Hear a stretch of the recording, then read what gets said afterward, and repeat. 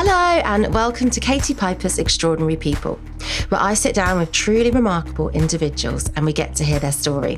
Thanks to Priority and in partnership with Acast, we're bringing O2 customers this exclusive recording of my podcast themed around spreading good vibes. And there is no better person to help me spread good vibes for you than Vex King. All this month, Priority is giving O2 customers the opportunity to thrive with a range of exclusive offers and content which will help them to look good, do good, and feel good. Priority brings O2 customers a collection of exclusive invite-only moments just for being on O2.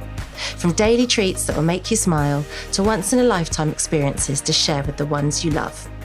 My guest today, well, he's a true inspiration to so many of you. He overcame an incredibly difficult start in life to become a lifestyle entrepreneur, mind coach, and writer. Some of his wise words have included, wish people well, their success will not limit yours, and the best revenge is living your life authentically and being happy.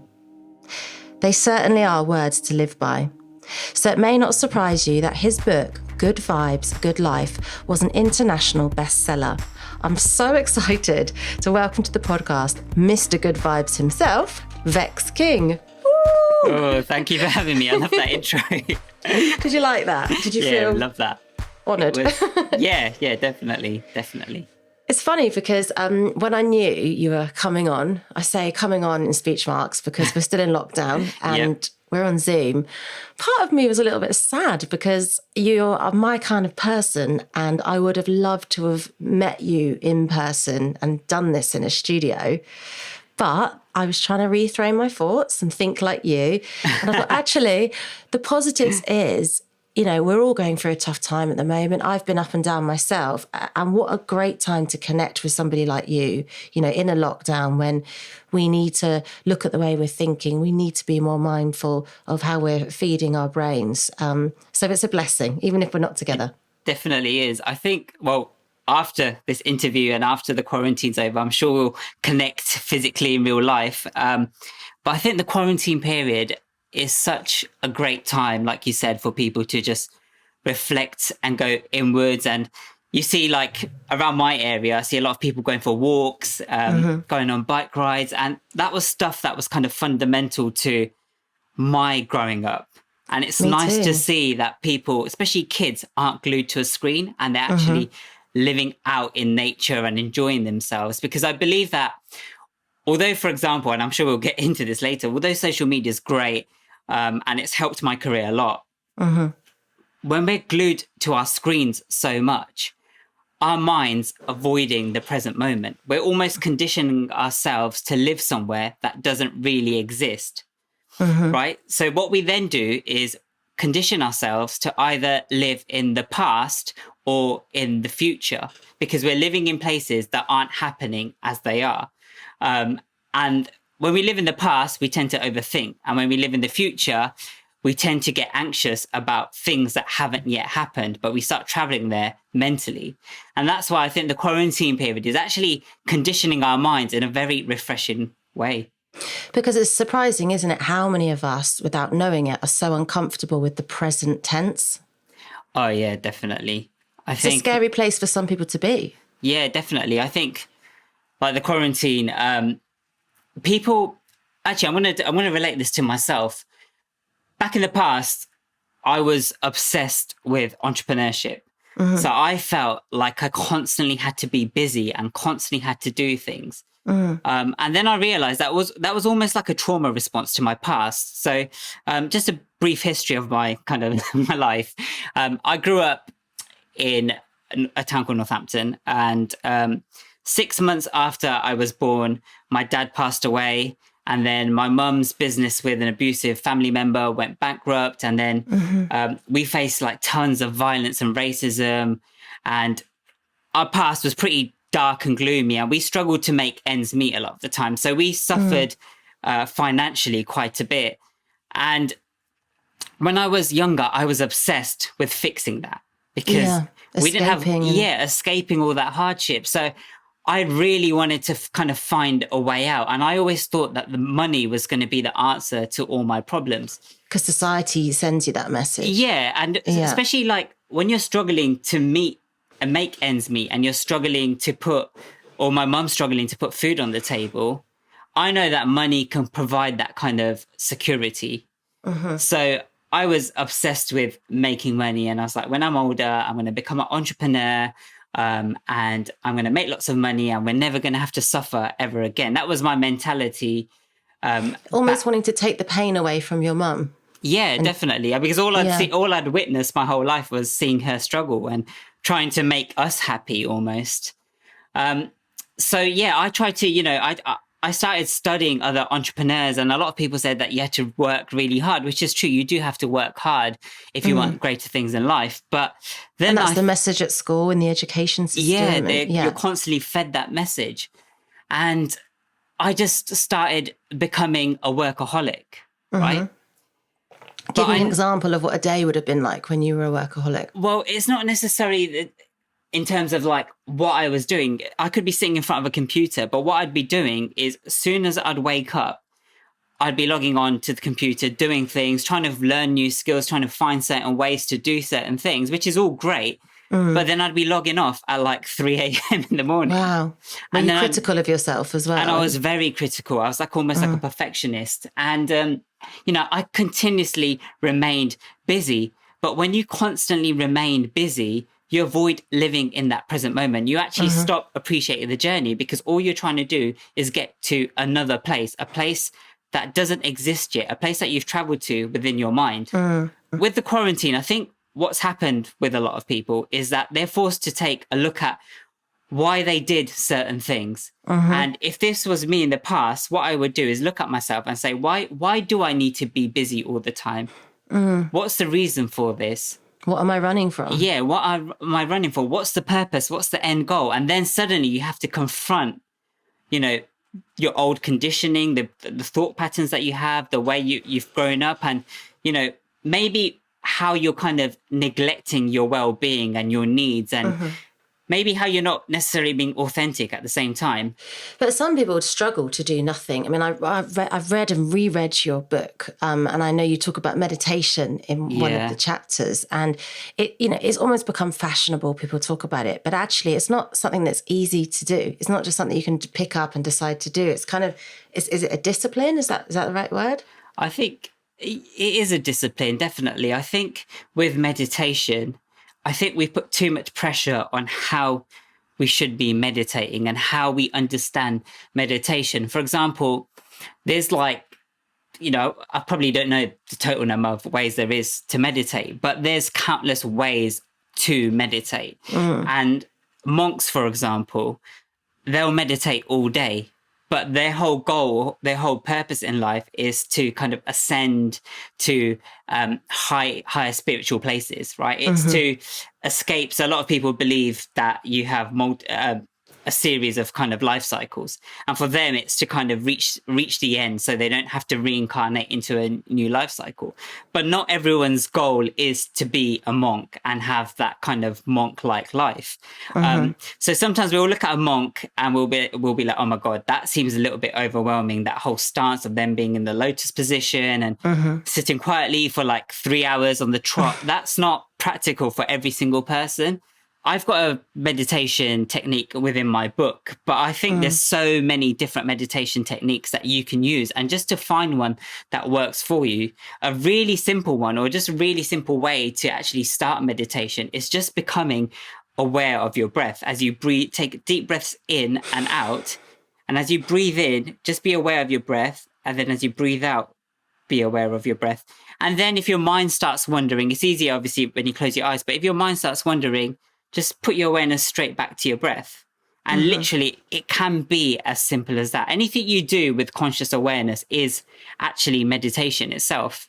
Yeah. So I think for me, I have tried meditation, but I think I always go back to exercise and running because then I'm just focusing on 1, 2, 1, 2 reps where I'm heading, and there's no other chatter. And I think that's a completely valid way of actually meditating, and, exercise makes you feel good. So the biggest or the best test you can do to see if meditation's actually had a positive effect on you is pay attention to a event that might have triggered you in the past and see if you feel any different in that particular event.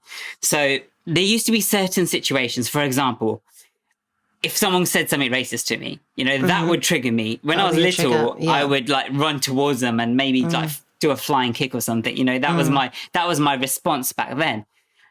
And now, if that happens, I kind of just, I don't even react really. I kind of just laugh it off, I think. And that aggression has left you. Yeah. That childhood. It's interesting you talk about your childhood because, I introduced you as Mr. Good Vibes and you're almost synonymous with this term, good vibes now. I think even before the book, obviously the book is Good Vibes, Good Life. But I wondered, had you always been like this? Had you been this person? And, your childhood was far from easy. Like you said, your father passed away.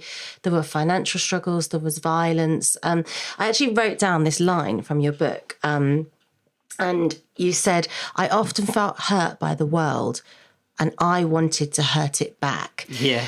And I thought this is really telling and really strong because on paper, you've got every reason to have gone into a gang, to have ended up in prison, to have hurt other people and stood up in court and used your background and childhood as your reasoning.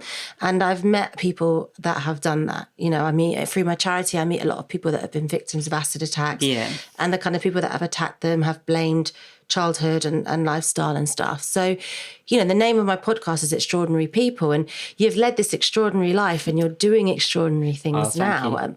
I mean, but it's, how did you come from that to Mr. Good Vibes? And were you ever not a bad person? Because I don't believe a bad person exists. It's all about our environment and how we're conditioned. But who were you then? Yeah, I think you've just made a really important point that I don't think there's anyone that's really inherently kind of evil as such. I think people are just misled, I think. And it's quite easy to get misled when, you're conditioned in a certain way, you go through certain experiences. And, I've gone through my fair share of troubles and I've actually, I think what it comes down to is everyone has a choice at the end of the day. I'm not perfect now. And in the past, I made a lot of wrong choices. And I think everyone does because... Like what wrong choices did you make? I think, I kind of I hung around the wrong people, I think, at times. I got, you said, you were talking about gangs. Now, I wasn't part of a kind of a big gang, but I was involved with certain things that I shouldn't have been involved with. I saw, a lot of people suffer physically. I was hurt and I hurt people back at the same time. So there were things that I didn't do that I'm not very proud of. But all those things have kind of shaped me into who I am now. But one key point for me, or one key kind of point in my life was that I wanted to seek a way out.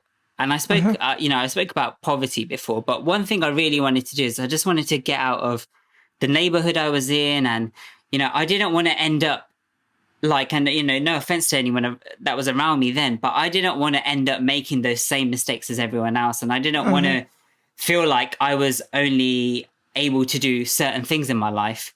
And trapped. The only problem is that when I spoke to other people around me, about, my kind of vision for the future, they would just write it off because they would say, look, Vex, this is who we are. This life is who we are.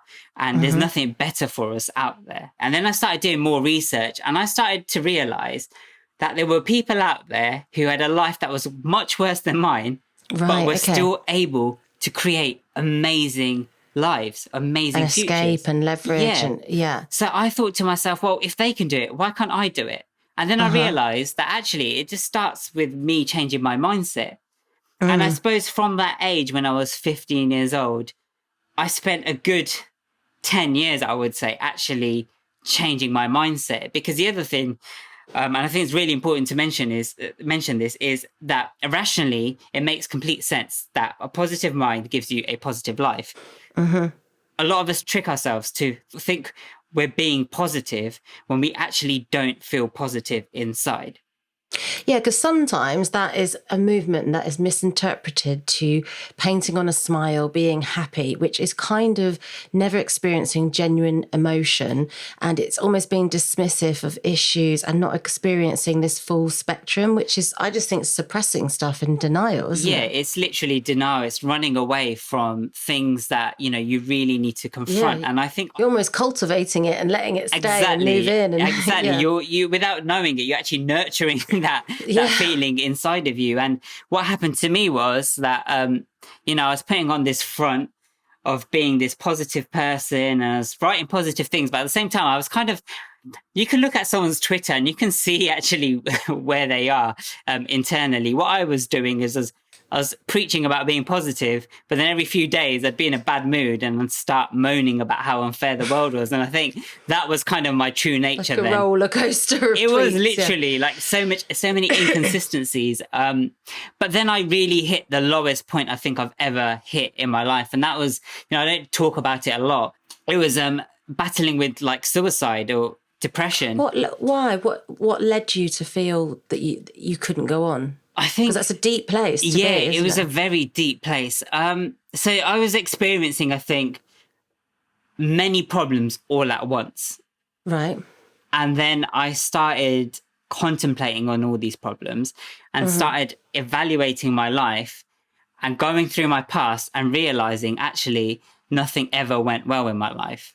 And it was easier to focus on the things that weren't going well or never went well than the things that did. So feeling resentful and also unworthy, I think, because I thought I'm never going to be. Self-esteem. And my confidence was at the ultimate low. And then I just completely isolated myself from people. I sat in a dark room for hours upon end. I didn't want Which is very typical in males, because males don't connect and discuss this. They don't. And you're taught, right, from a young age. I think I went over 15 years without crying, I think. Oh my gosh. Dry eyes. Yeah, literally. Literally. Like, even if I wanted to cry, I think I was so numb that I literally couldn't cry. And I think it's probably from my childhood where someone said men don't cry, or you just kind of... And the other thing is that my dad, died 6 months after I was born. And I was told that I was a man of the house, after that, obviously not at 6 months old. Do you mind me asking how he died? So it was just it was a natural cause. It was just tuberculosis.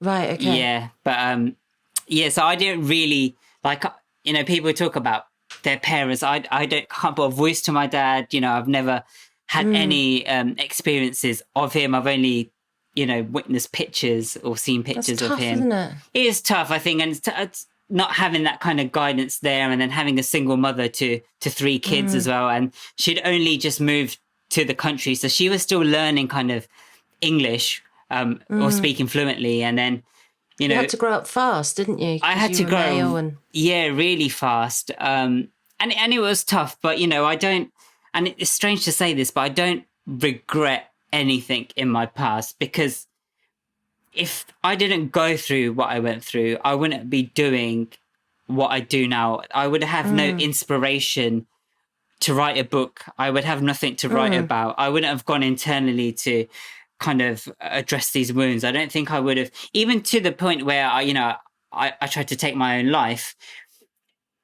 I don't wish anyone to be in that position, and that's a strong kind of motivation for why I do what I do.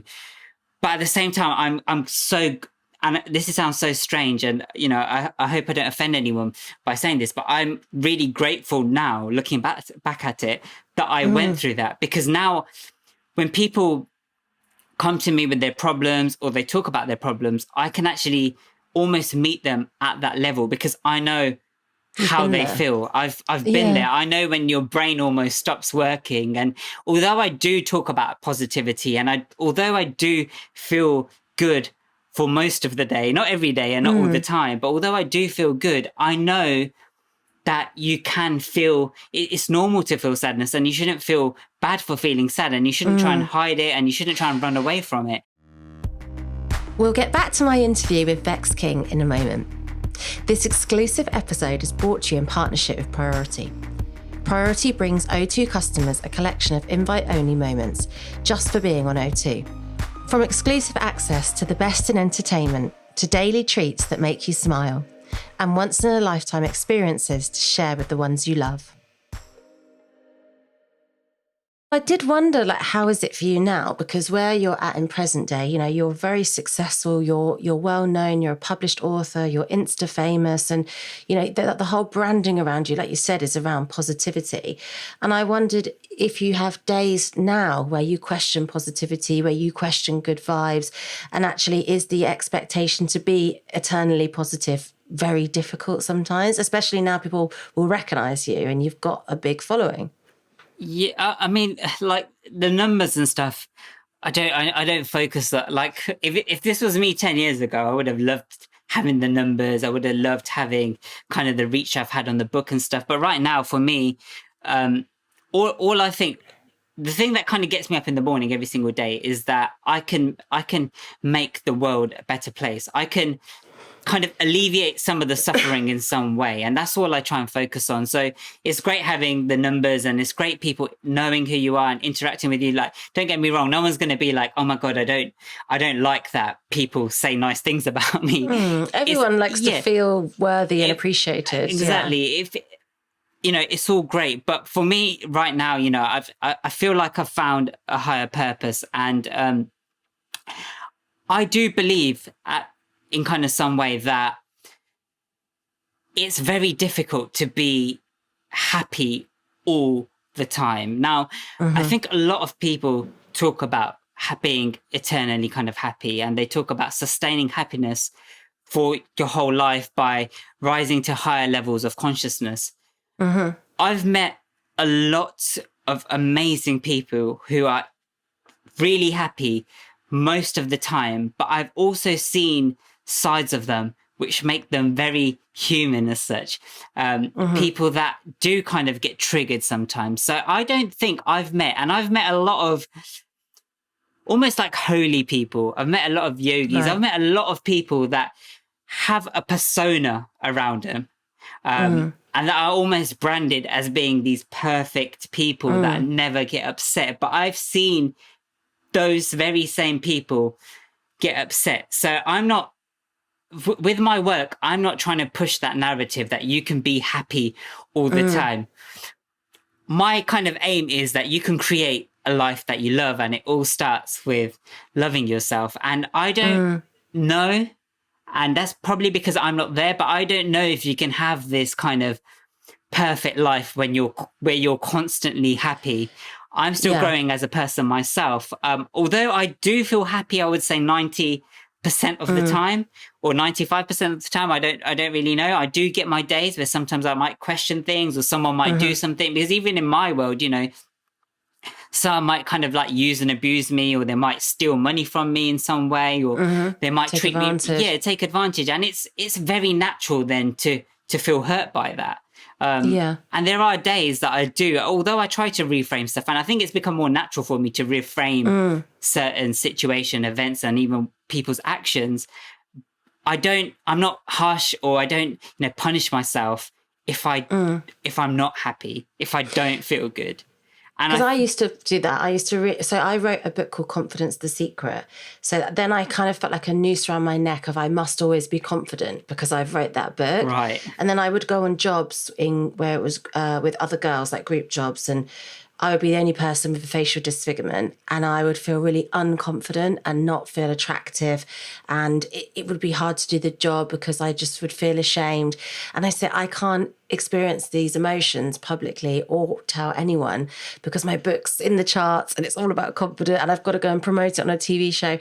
And it became really lonely. And it was something I talked about with my therapist, and then I understood it and I set myself free and I allowed myself, you know, to experience these things. But, you know, sometimes that branding and labeling can be a difficult balance as well, because like you said, you are just a normal person. Yeah. And that's how, you know, I'm always going to perceive myself anyway as a normal person, even with, you know, the labels that kind of give me an identity or create clarity, you know, the mind coach, the author, the lifestyle entrepreneur. I've just realized they're just labels. They don't represent who I am deep down, my true nature. So sometimes I'll introduce myself, and I've become very confident and comfortable by just saying I'm just a guy that tries to make people feel good. Now, in my community, if I said that 5 years ago and I didn't have a book to my name, or I didn't have maybe the reach that I've created, people would judge me and be like, well, basically he's a bum, he's a failure. Yeah, they wouldn't respect it. Yeah, they wouldn't respect it. And they did that for quite a few years because, you know, I used to be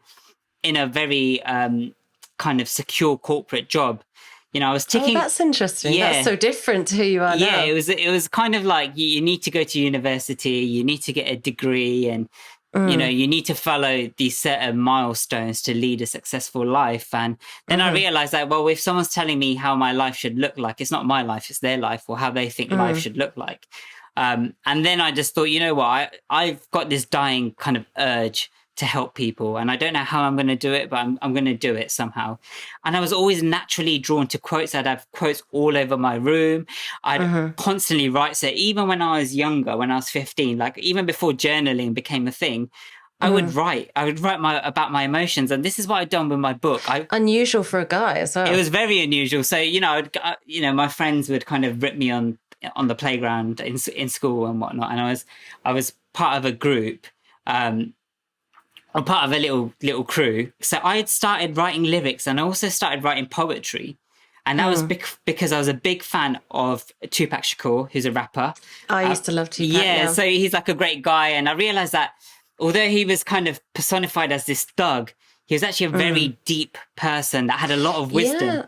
Political and very intelligent. Yeah, and extremely intelligent. And his poetry book was like life-changing for me.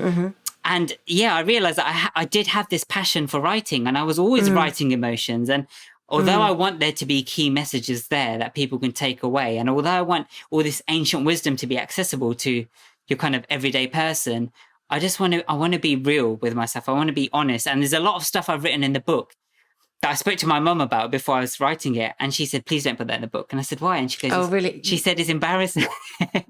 Because they're a different generation. Yeah. They're told to be private. Yeah. And we're told to be authentic Yeah. and to share, to help one another. But they're not sharing in that generation. No. It's very formal, and there's a lot of pride. Isn't it? Yeah, a lot of pride. And there's this whole thing that what will other people think of us or think of me? And if someone thinks something of me, it reflects on my whole family, especially in my culture.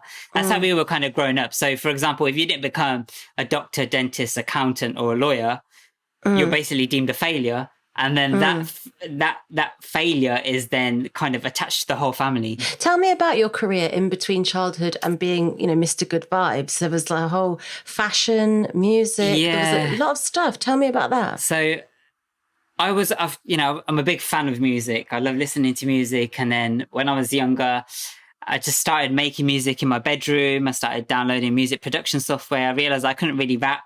I could write, but I couldn't rap.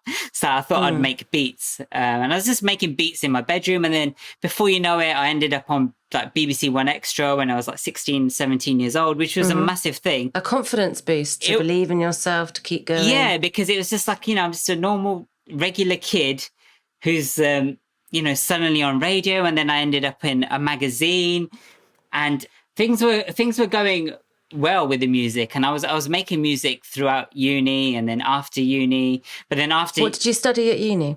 So I studied business information systems, which then kind of changed to business information management. And I kind of just done it because I was good at IT and I was interested in business. But I found it quite easy, although my exam results probably don't reflect that. I did find the degree itself quite easy. I just didn't apply myself that much. And the same kind of happened when I went into a corporate job. So I went into... What was the corporate job? I was a systems analyst. The funniest thing was when I graduated for my university degree, on the day of my graduation, my mum said, by the way, so what did you study again? Because she was there. Cheers, Mum. It was only for you. Yeah. She was just like, you did something to do with IT, right? I was like, don't worry about it, Mum. But it's the same with my kind of job. It was like, you know, it was this kind of technical, analytical kind of job where I was, you know, looking after certain performance systems for actually the train line for Network Rail. But one thing my manager said, and it was very true at the time, was that I wasn't engaged. I wasn't stretching myself.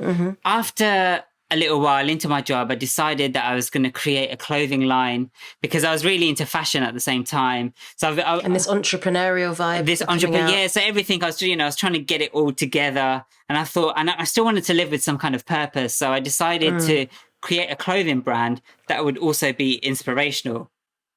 So this is how everything else comes, and you might find this interesting. But when I had the clothing brand, I realized that no one was buying the clothes and I needed to market it in some way.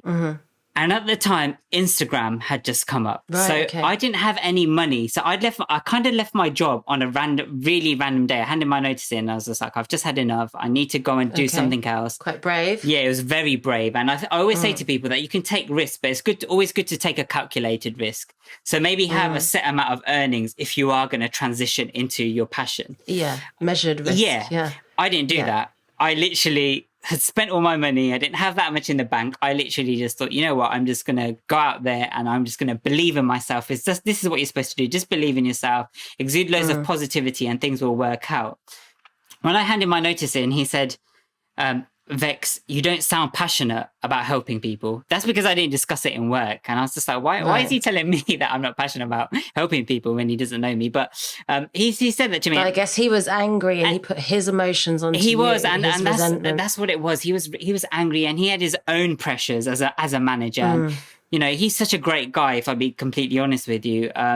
So there was no kind of hatred or anything or animosity towards him when he said it. I think at the time, though, I did laugh it off, but then it kind of haunted me a few months after. He said to me that when I left this job, I was on a great salary, I had a great career progression, but when I left this job to kind of go and find this purpose in life, I was actually going to end up depressed, and he wouldn't be surprised if I hung myself and then posted about it on Facebook a few months later. He said that to you. Yeah, he said that to me. Here's a quote for you. Someone told me this once. Everybody is put in your life to inspire you, and some people are put in your life to inspire you to be absolutely nothing like them. I love that. And it's really good, isn't amazing. it? I think that's really true because he sounds so terrible and negative and so jealous. And that he's an inspiration to be nothing like him. Yeah, well, I couldn't believe when he said that. But the funniest thing was I still had this cheeky nature in me. So I kind of just laughed in his face when he said it. But I still remember it because I was thinking, like, how could someone just say that to me? Because he's a real chip on his shoulder. Yeah. But then when my business started failing, I started thinking about that comment, and you started to believe the doubters. Yeah, I started believing it, and then I thought I'm never gonna, go back to kind of taking my own life because I'd moved on from there. And I said to myself after that event, after the, when I kind of survived and when I was fortunate enough to overcome that in a kind of in a great way, I said to myself that I would never go back to that dark place ever again. But I did this.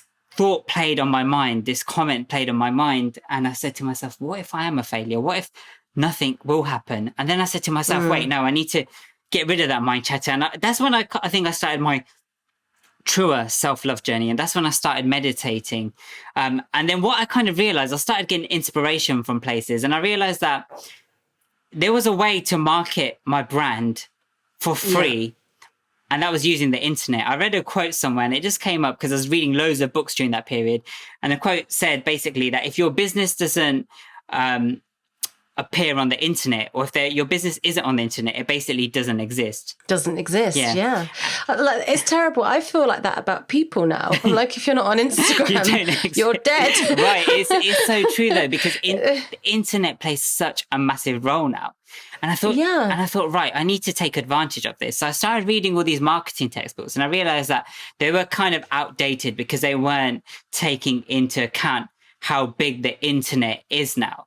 So I thought, you know what, I'm gonna promote my clothing brand on Instagram. And then I started going right on Instagram. I started finding accounts that had a big following. And back then, a big following was like 60 to 70K. Yeah, in the beginning, Yeah. definitely. So I was Yeah. just like, oh, this Yeah. page is great. So I contacted them and I said, would you be interested in posting this picture? It'd fit in with the theme of your page.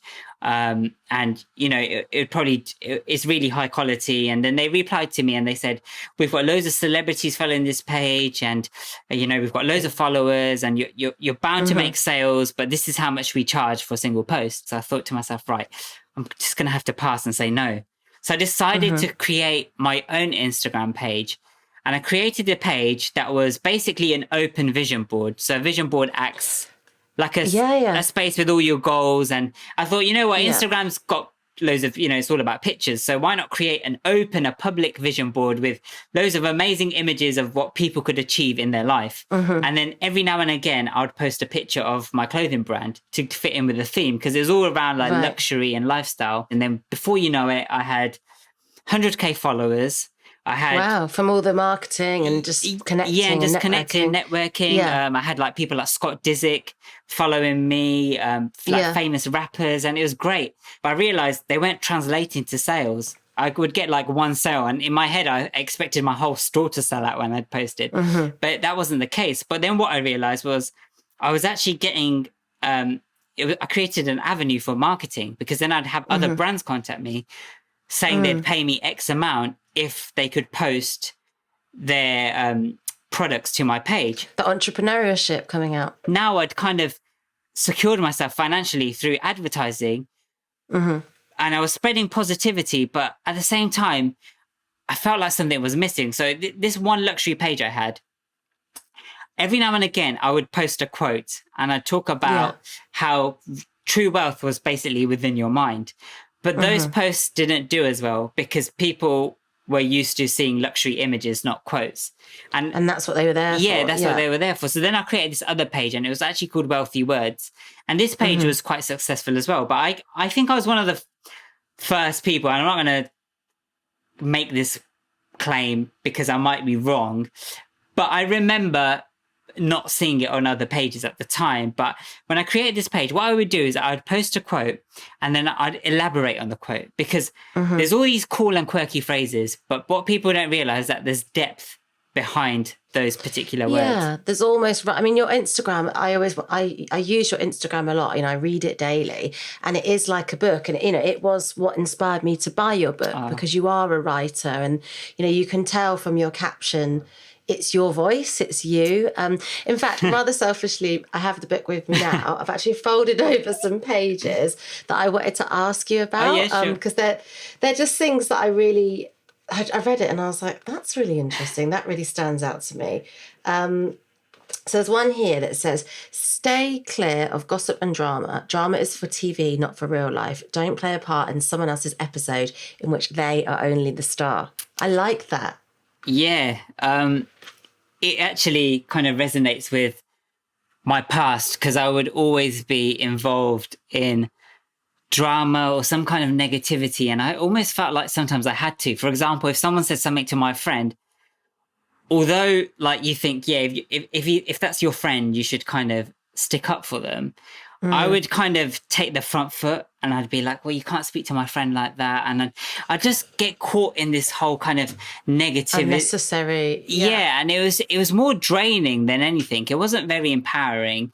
And then if I think back to how my life looked back then, it wasn't too great. And then when I actually finally decided to retire from all this kind of drama and decide to just do my own thing and just focus on kind of positivity and doing good and taking empowering actions, I realized that my life actually started looking much better. And improving, yeah. Yes. Okay. I want to ask you about your relationship actually, because, you know, you're married. I've worked with your wife before. We worked on a beauty campaign together and she's very successful in her own right. Definitely. Would I call her a beauty blogger? Is that right? What would you say her title is? A YouTuber, I think, is probably the best way to... It's so hard to define people now with what they do on social media. Because I remember asking her, I think I was filling something else, and I said, what should I put as your title? And she said, just put YouTuber down. And she's got over 2 million followers on YouTube? So, yeah, over 2 million on YouTube. And Yeah, quite a few. And it's kind of in the beauty industry and makeup and that kind of stuff. And I met her on a job to do with a makeup brand. We worked together. And I always see on both your pages, you're really supportive of each other's work, and you leave comments. And I always think it looks like such a healthy, loving relationship. But I wondered if there was, because, in that world, because I work in the beauty world to an extent, and there's often lots of pressure for young women, particularly women, to look a certain way.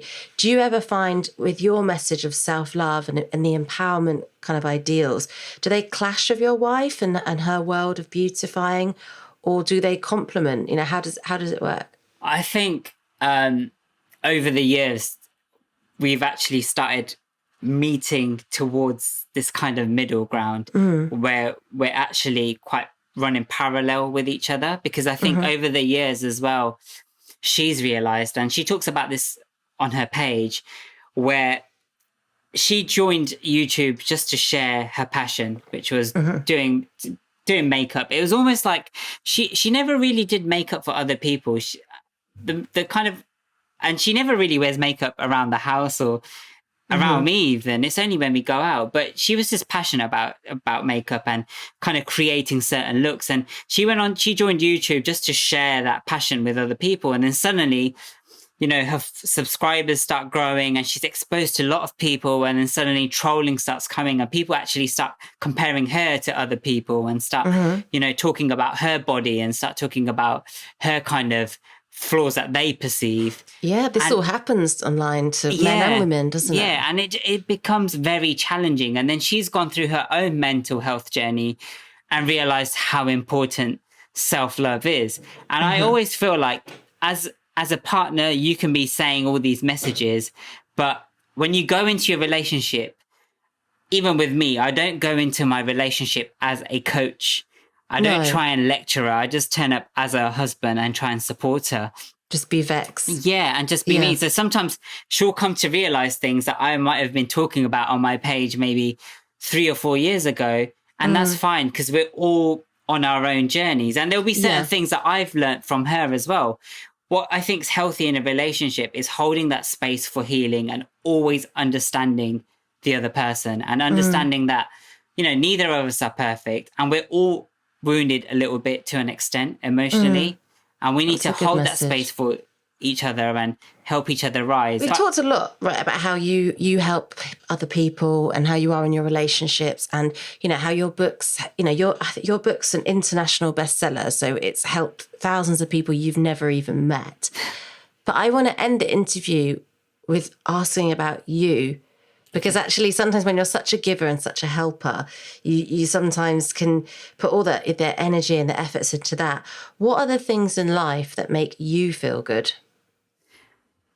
I'll be honest, one thing, and I think this is why I always talk about purpose, is one thing that I really, really do feel good. And this might kind of contradict your question, but I actually feel really good helping people and seeing people win, people seeing people smile. Yeah. And, I've called Tupac.